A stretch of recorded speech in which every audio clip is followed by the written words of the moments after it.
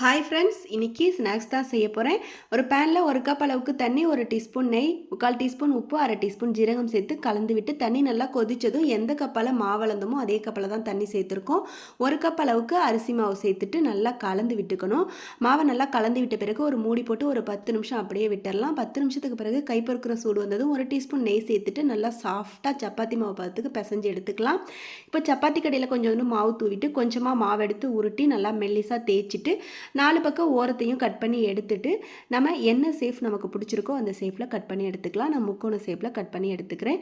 இதே போலவே எல்லாத்தையுமே தேய்ச்சி கட் பண்ணி எடுத்து வச்சுருக்கேன்.